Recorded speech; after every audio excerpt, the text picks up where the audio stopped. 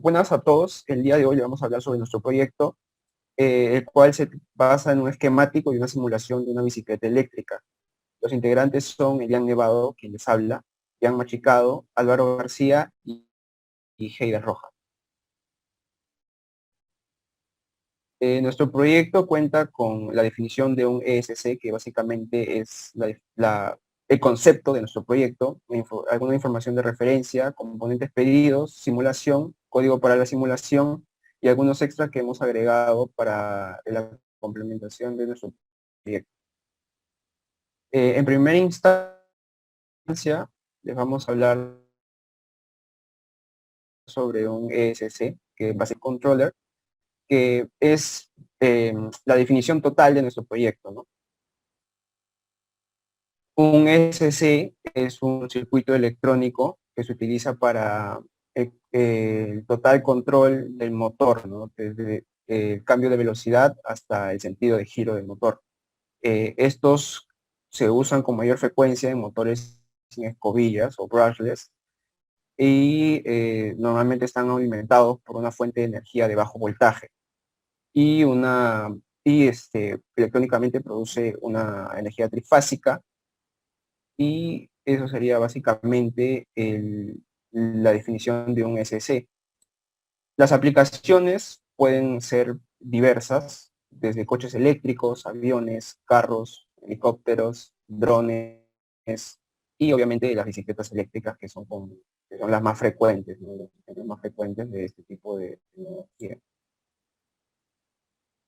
Ahora vamos a tocar a fondo el tema del Arduino, que se va a usar un ATmega 328.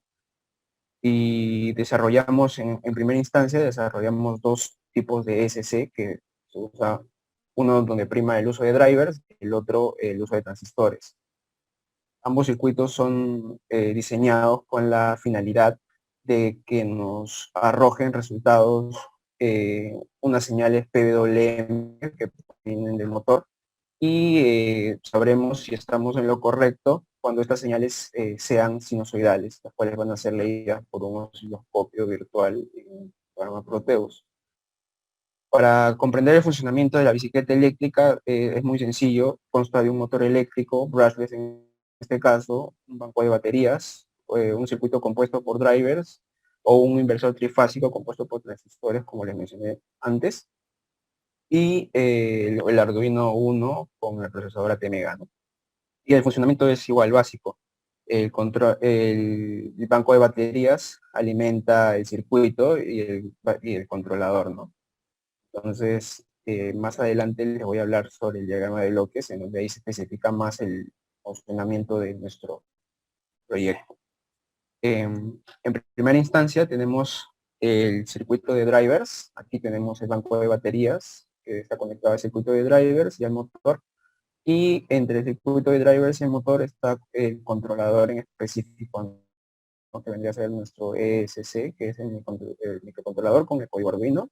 Y de forma análoga tenemos el otro esquema de bloques, que básicamente es el inversor trifásico con transistores que está conectado al motor. Ahí hemos agregado unos sensores porque tenemos sensores de velocidad y el código Arduino con el microprocesador, que podrían ser encerrados en lo que vendría a ser el controlador, ¿no? Ahora le doy paso a mi compañero Heider Rojas. Hola, ¿qué tal? Mi nombre es Javier Rojas. Como dijo mi compañero, hemos hecho dos sistemas de control con transistores BJT y con drivers. En este caso le voy a explicar un poco lo que se quiso realizar con los drivers, no, perdón, con los BJT, que fue nuestro sistema, eh, como decir, como eh, primario, un bosquejo o algo de nuestro proyecto. Para esto requerimos un par de componentes que son primero el motor brushless de corriente directa de 24 voltios, 6 resistores de 10 kiloohmios, fuente de alimentación de 24 voltios, que en este caso van a estar conformadas por baterías de litio, que van a estar como que posicionadas en celdas para hacerlo un poquito más, para ahorrarnos un poco más el costo de una fuente de alimentación que son un poco caras. Luego los tres MOSFETs de tipo IRF 4905 y 3 MOSFET IRFZ44N. También, obviamente, los transistores BJT, que en este caso van a ser 6, que son de mi modelo S8050 y 6 diodos Zener 1NS819. Bueno, acá podemos ver el esquemático en sí.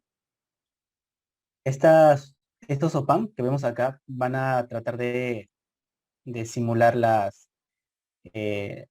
entrada hacia los BJTs como pulsos de reloj, perdón, como PWM, como ancho de pulso, y estas van a alimentar a los transistores BJT.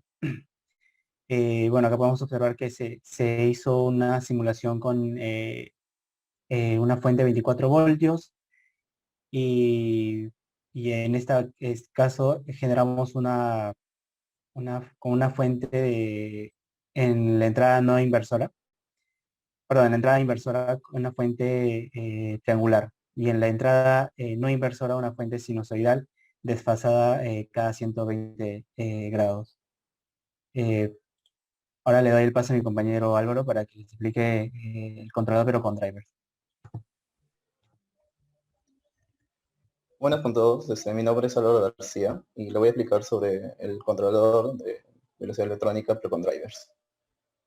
Siguiente, por favor. Bueno, básicamente es similar a los BJT, pero en este caso vamos a utilizar los drivers.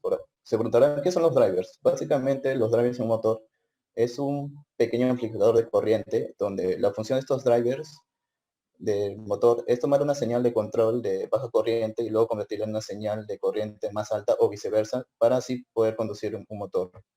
Los componentes que utilizaremos básicamente son el Arduino Uno, el motor Bluetooth de 24, transistores, los 3 drivers escogidos, y resistores, diodos, capacitores, un potenciómetro para poder regular la velocidad, una fuente de alimentación de 24 voltios, los jumpers y los breadboard. Siguiente, por favor.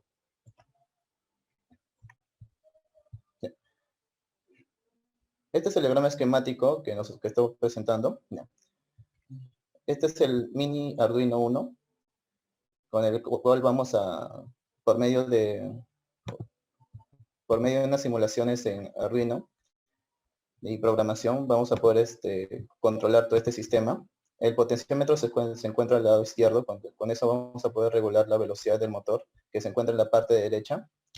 En la parte inferior de la izquierda se ubica el divisor de voltaje, que básicamente ayuda a que nuestro Arduino Uno, ya que soporta entre 5 como máximo 7 voltios, no se llegue a quemar, ya que estamos utilizando 24 voltios de entrada.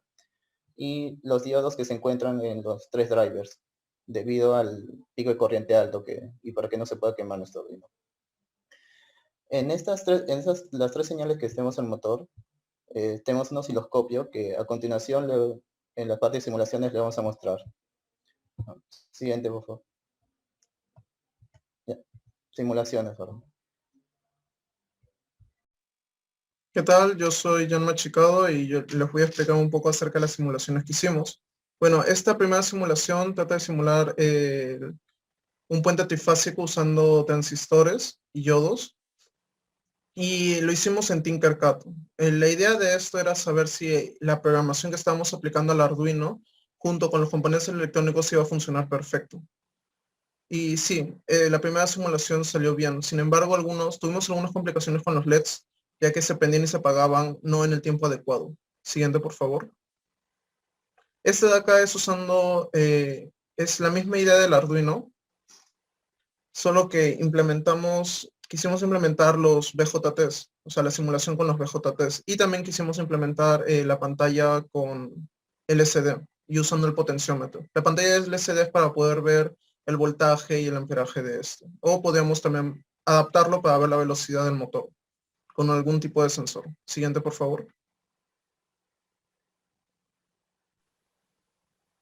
Bueno, como les comenté, con la parte con los BJT, tuvimos el problema de que las ondas esperadas para el motor no eran las indicadas o las esperadas, ya que estas tenían que tenían que tener una forma sinusoidal. Esto quizás se deba a que como esto fue un modelo primitivo, no se pensaba en usar el Arduino, simplemente usar como que esas fuentes que vimos, las triangulares y las sinusoidales desfasadas.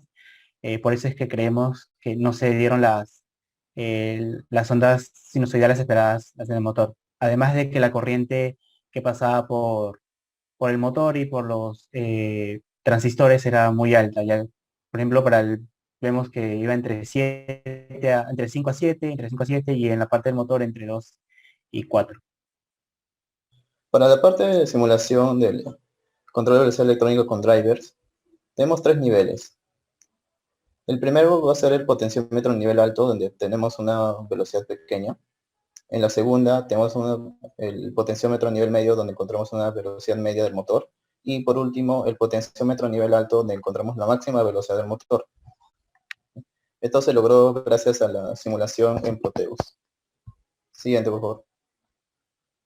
Ahora le paso a mi compañero. Para el código, utilizamos un código abierto que lo mencionamos en los enlaces y empezamos a ver qué era. ¿Por qué? Porque tenemos que primero entender el código para luego empezar a usarlo. Ok, entonces yo he dejado algunos comentarios, como pueden ver ahorita en la pantalla, acerca de cómo funciona el código.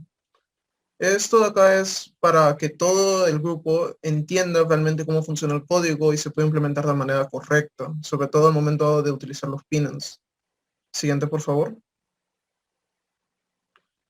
Bueno, esto de acá es más código que indica cómo funciona. Como podemos ver, el serial begin es una función que te permite modular la velocidad de entrega y recibo de información en baudios. Baudios es una unidad de medida de información. Es la transferencia de información entre la máquina y sus demás componentes.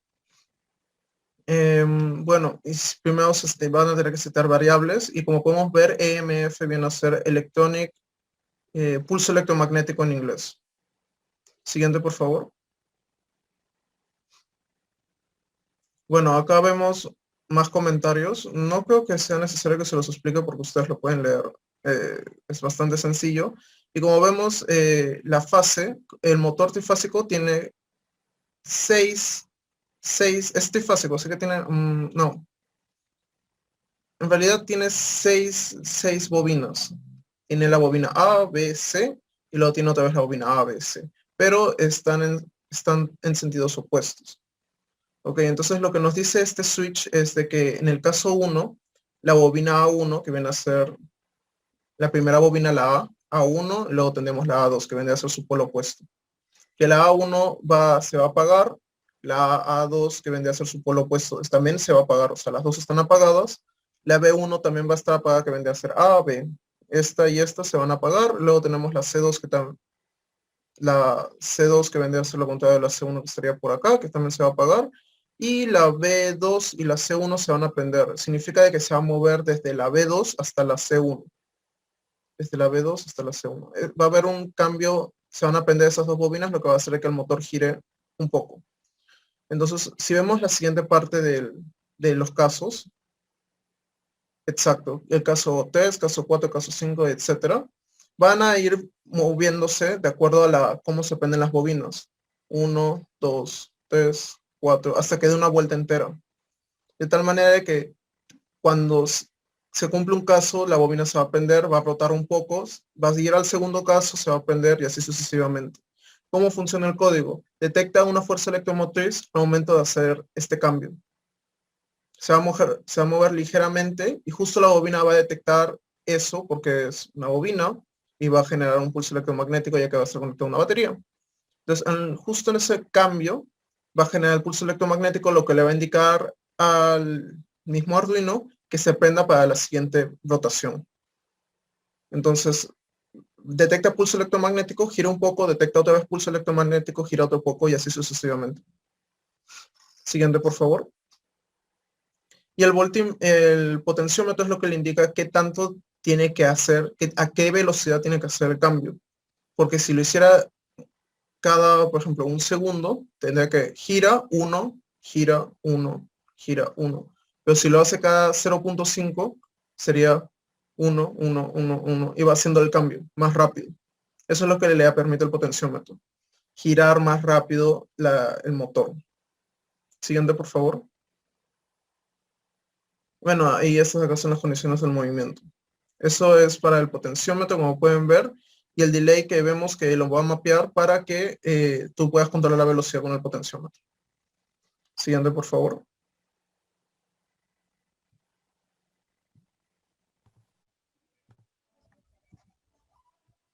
Ya.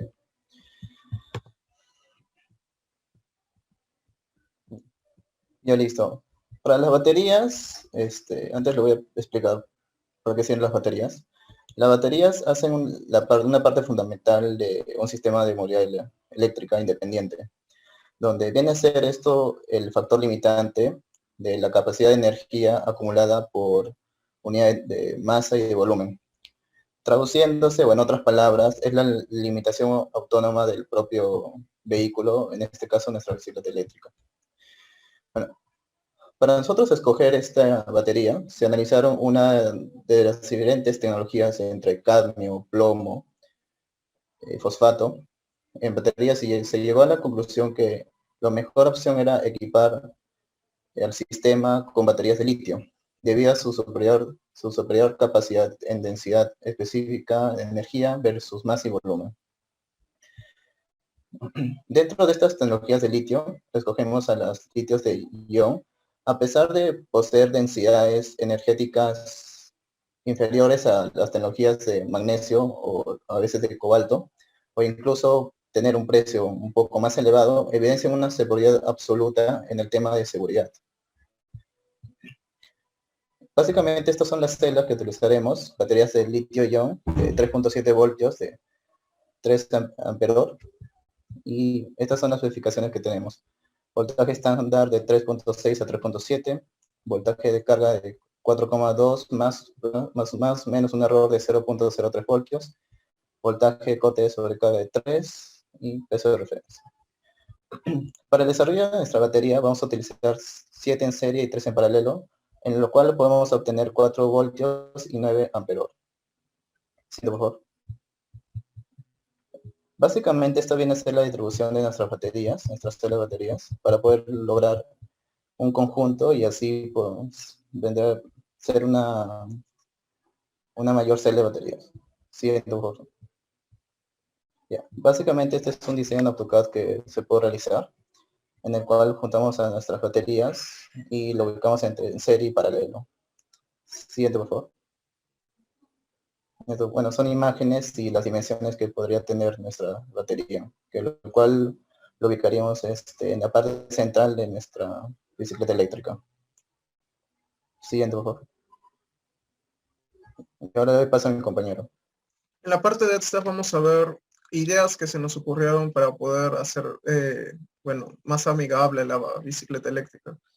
Esta que es una pequeña interfaz de usuario que lo que hace es te indica cómo va el voltaje de la batería. Como podemos ver, inicializamos nuestras variables y prácticamente lo que hace el código es, dependiendo del voltaje que le llega al Arduino, se va a prender el LED que ven ahí con los resistores, con las resistencias, se va a prender de un cierto color. Por ejemplo,